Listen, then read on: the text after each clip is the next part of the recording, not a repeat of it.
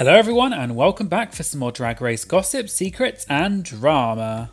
I'm back for another Roscoe's recap, and this viewing party was for All Stars 8 episode 12, which was the season finale. And the guests this week were Mo, Hart and Denali. Today we're going to be talking about why Jaymes Mansfield and Monica Beverly Hillz have not been at Roscoe's this season, how Naysha fought with producers and managed to get all the queens a paycheck for the Fame Games, and why Kandy Muse threatened to quit the finale because of the producers trying to set her up. All that and more coming up in today's video, so let's get started. So before the episode started, Naysha said that she wanted to address something really quickly, and Naysha said that for the Roscoe's viewing parties, they had everyone at Roscoe's, quote, who wanted to be here. And the audience gasped a bit because it's been talked about a lot online that two queens, namely Monica Beverly Hillz and Jaymes Mansfield, are the only All Stars 8 queens that have not been at Roscoe's. And in particular, many people have wondered why Jaymes wasn't at Roscoe's and wondered whether she wasn't invited. However, Roscoe's have previously confirmed in the comments on other videos that she was invited. Anyway, Naysha said that everyone was invited, and she said, quote, as a person who's been eliminated first on a season, for me to do a viewing party and talk about all the bleep that I did not get to do does not sound fun for me. So maybe possibly the reason why Monica did not want to be here and schedule. And Naysha then said, quote, and Jaymes, we invited Jaymes. Jaymes said she wasn't doing no viewing parties. None. So it wasn't just ours. It's not because she's feuding with me. We are all good, girl. She chose not to do any viewing parties. They then talked about last week's episode, which was the talent show for the Fame Games, and Naysha asked how they felt about the talent show being at the end of the season rather than the beginning. And both Mo and Denali agreed that it works better at the beginning rather than the end. And Caramel said that she thinks that it would work better if all the queens had to lip sync battle for the vote multipliers rather than the top two spinning the wheel. Naysha then asked how the guests felt about the vote multiplier twist. And Mo then said, quote, Bussy Queen said, and everyone laughed, but Mo didn't finish the sentence. And just in case any of you don't know, Bussy Queen is a well-known Drag Race YouTuber, and in her recent video, she talked about the Fame Games website and said that it didn't work properly and had issues with it that could lead to cheating. I'll put a link in the description to Bussy's video so you can go and check it out because the full video was quite interesting. Anyway, back to Roscoe's, and Mo said that she liked the idea of the Fame Games and the talent show because it gives the eliminated queens more exposure and a chance to make more money to pay back how much money they spent on the season. But in terms of the multiplier twist, Mo said, quote, I just think the way they were doing the whole bull bleep was bull bleep. And Denali agreed and said that it was stupid, and it was a bit like All Star 7 All Winners, where they gave them all a bunch of stars at the end so that the producers can, quote, decide what they want. Naysha then said that this is the last time she can give her own personal direct experience from a season, and she said that she felt it was unfair that the queens can slay the Fame Game runways, but then they can spin the wheel and, quote, no matter what happens, this person is going to win. I thought it was a disrespect to the people who vote, I thought it was a disrespect to all the contestants, and to me it just said rigor mortis boots, and everyone clapped. Naysha then spilled some interesting tea, and she said that a lot of people online have called Naysha bitter. However, when Naysha got eliminated, she fought for all of the queens because originally the queens were not getting paid to come back and film the runways for the Fame Games because the show had figured out a way to not pay them. And Naysha said to the producers, quote, absolutely mother effing not, because all the queens had spent their hard-earned money on the season and the designers who also spent so much time on the outfits. And Naysha put her foot down and said no, and then she said, quote, guess what? Every girl got an effing paycheck. You're not going to take advantage of me, and everyone clapped for Naysha. And this is a really good point, and please remember that it's never okay to send hate to the queens or leave mean comments about them. You never know what's going on behind the scenes, so please enjoy the show passively and be mindful of what you post online, including in the comments on this video. And I'd like to take a moment to say thank you to the sponsor of this video, Martha Stewart and Marley Spoon. The Martha Stewart and Marley Spoon is a meal kit service that offers a weekly menu of 100 plus recipes to choose from, including a wide range of premium options. Every week you can choose from a variety of tasty meals and a rotating selection of add-ons like breakfasts, smoothies, appetizers and desserts. And Martha Stewart and Marley Spoon will send you a box with all of the ingredients and the recipes so you can create delicious meals without the hassle of having to go grocery shopping. And what's more, you can save up to $260 at Martha Stewart and Marley Spoon with my promo code MATT260. And that works out to up to $3.99 per portion, which is an incredible deal for such yummy meals. And because Martha Stewart is a trusted household name for cooking and entertaining, you can be sure that you'll be whipping up tasty meals quickly and easily. So make sure you check out Martha Stewart and Marley Spoon today and use my code MATT260 to save up to $260 off your order. The link will be in the description and in the pinned comment. Thanks again to Martha Stewart and Marley Spoon for sponsoring this video. Anyway, they then moved on and started talking about the top two, which are Jimbo and Kandy Muse. And Mo said, quote, "I just want to know why they bought an international B to an American season. That's my only question." And some people gasped in the audience. And Mo continued and said, quote, "Only because Canada versus the world was just before this one. Just saying. She got chopped on my last one," referring to UK versus the world, "and then she's here. The same winning talent that she did got her certified in the top." And it's assumed Mo was referring to Jimbo's ghost character, which she did for her talent show on UK versus the world, and then Jimbo wore it again in the lip sync that she won against Silky Nutmeg Ganache. But Mo added that Jimbo, quote, "did it right," and said that Jimbo spent a lot of money on the season, and the designer she used charges a minimum of, quote, 6 racks per outfit, which means $6,000. And Naysha added that on set, she asked Jimbo about one of her outfits, but she didn't specify which one, and Jimbo said that it had cost $7,000 for just that one outfit alone. Denali then said, quote, "If you're somebody that gets casted on that show and you realise that you're the first of a certain season or a certain series, you're probably going to be favoured a bit. Especially if it's a queen's third time competing, you're going to spend a lot more money." And Mo said, quote, "I mean, I did," referring to UK versus the world. And Mo then said, quote, "And then they crowned that British bee, and I said, well, it is a British network show, that's fine." And then Caramel said that Mo had a big influence that season, and she mentioned Mo's light runway that she did on UK versus the world, and then after they did that category on All Stars 7, and everyone clapped for Mo. They then moved on and talked about this week's finale challenge, which was that Jimbo and Kandy performed an original track that was written by Leland, which is quite different to previous All Stars seasons when the queens usually write their own lyrics. And Mo and Denali both said they thought it was a bit strange that the tracks were written for them. And Naysha said how it worked was the top 3 queens were asked to submit songs that represent their drag, and then Leland would use that to create the songs for the top 2. And Naysha said, quote, "Jessica," because they didn't know what was going to happen, and Naysha looked at the audience and everyone started laughing. And it's assumed that the joke was that Naysha was implying that the show did know that Jessica was not going to make it to the final 2, but they still asked her to give them some music that represents her. Anyway, Naysha said that Jessica gave them some Gloria Trevi and Jennifer Lopez, things that have a Latin flavour. And apparently Jimbo suggested Milkshake by Khalees for herself to represent her drag, and Naysha said that she had some tea about this which she would spill later.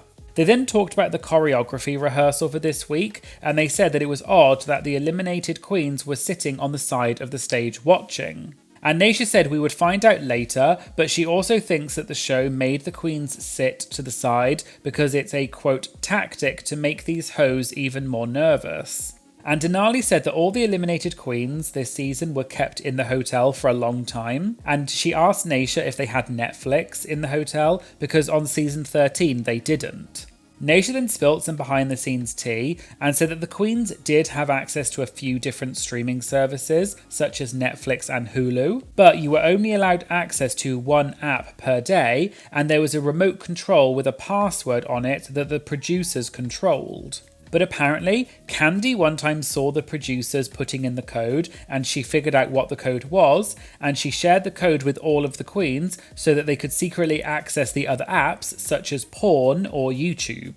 Naysha said that one of the queens, but she can't remember who, complained to the producers that Kandy had the code and she was, quote, cheating because she's using it for comedy and she's getting bleep off the internet. And so the producers then changed the passcode and made sure the queens didn't know what it was and removed their access so that they could only use one app per day. Caramel then guessed that it was either Alexis or Heidi that told on Kandy. And Naysha said, quote, Heidi, don't come for me, but I think it is Heidi actually. I think it was. Heidi, don't come for me, just correct me. And everyone laughed. Naysha also said she had another bit of tea and said that one of the factors why Kandy decided to keep Jimbo over Jessica is because the queens knew that they would be doing a final performance against each other for the crown. And although Kandy is friends with Jimbo, which is partly why she kept her, the other reason was because Kandy felt like she had a better chance of beating Jimbo in a performance number rather than Jessica. But Naysha did make it clear that she had told Kandy that she was going to spill this tea and it's all fine.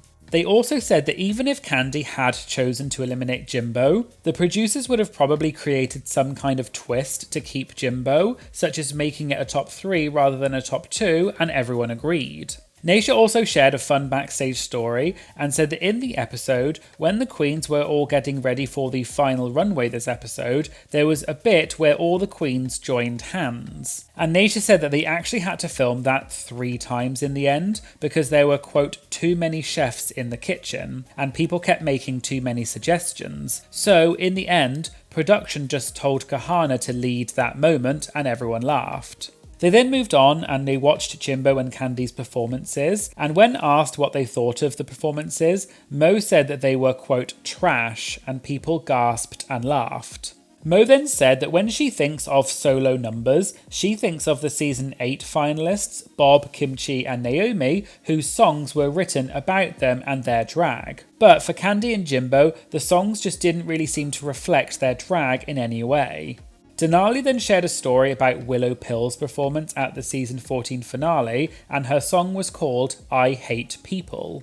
And Denali said that sometimes the show picks up on one random thing that you said at the beginning of the season, and then they use that to create the song, even though it probably doesn't reflect that queen's personality. And Denali implied as though that's how Willow felt about her song at the season 14 finale. They then talked more about the choreography of the final performances this week, and Naysha said that they made Jimbo and Kandy do the performances multiple times, and particularly Kandy was doing it over and over. And Naysha said that in her opinion, the producers wanted Kandy to, quote, mess up, and at one point they said to Kandy, quote, okay, let's have fun with it now. And Naysha said, quote, Kandy's not stupid and she knows how to play this game. And Kandy just kept doing the performance as perfectly as she had been doing it up until then, implying that production wanted Kandy to somehow mess it up so that they could use that in the edit.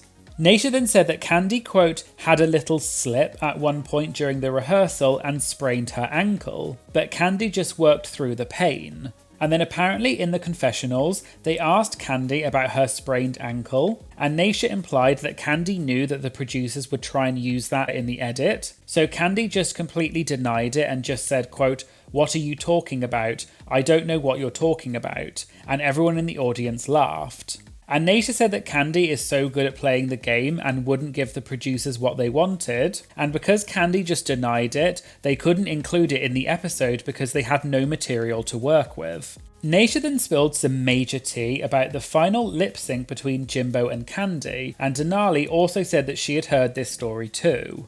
According to Naysha, the lip sync song, which was Do You Wanna Funk by Sylvester and Patrick Cowley, had been decided a long time before the finale episode, and the queens had been preparing for that song. But apparently, when the queens were in the workroom, a producer named Mandy came up to Jimbo and Kandy and said that they had decided to change the final lip sync to Milkshake by Khalees.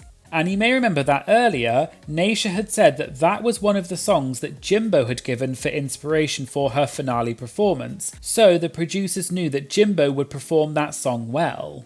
And apparently Kandy also knew that Jimbo had given that song to the producers, and so Kandy realised that the producers were trying to give Jimbo an advantage in the final lip sync. And then Kandy had something in her hand and threw it down and said, quote, "Call my mother," at the top of her lungs, and Kandy said that she was going home. And she told the producers to call her mother to come and pick her up from set. Naysha said, quote, "She was going home. F the show, F everybody. You wanna crown Jimbo, then you effing crown Jimbo, but you ain't gonna have a finale, F you." And Kandy repeated that she was going home and asked production to give her phone back. And all the other queens were in the workroom, but they didn't know what was going on, and Kandy then explained what was going on. And apparently Jimbo was just going, quote, "What's going on?" with a smile on her face, implying that Jimbo was being a bit oblivious to what was happening. But Naysha said that Kandy started talking to Naysha in Spanish and called Jimbo, quote, "stupid" in Spanish, and said that Jimbo definitely did know what was going on, but she was just playing dumb. Caramel then asked how long this lasted between Kandy and the producers, and Naysha said, quote, "Oh, 2 seconds. As soon as Kandy popped off, you have to understand, she's saying she's gonna leave, you're no longer gonna have a final episode." Apparently the producer Mandy then came back and said that she was sorry and she, quote, "jumped the gun, I made a mistake," and Naysha said Mandy came up with an excuse. And Naysha said, quote, "They tried to pull the stunt on Kandy, and Kandy, the producer, said, quote, 'No, it ain't happening.' And they then changed the lip sync song back to the original song. And Naysha said, quote, "Kudos for Kandy for not letting anyone F with her." Mo then said that she would have done the exact same thing. And Denali then said, quote, "At least try and make it look like it's fair." And Denali said, quote, "That's not the first time she's done something like that." And it's assumed that by she, Denali was referring to Mandy the producer, but it wasn't made clear. And Denali mentioned Jinx and Detox on season 5. For anyone who doesn't know, I've mentioned this before in other videos, but Detox and Jinx have both confirmed that for their lip sync on season 5, the song was switched at the last minute to Malambo number 1. And apparently Jinx had been singing that song all season, and the producers knew that she loved that song, and Detox has said that they switched the song to favour Jinx and keep her in the competition. Anyway, Denali also said that she's glad to hear that the queens are standing up for themselves, because without the queens there would be no show.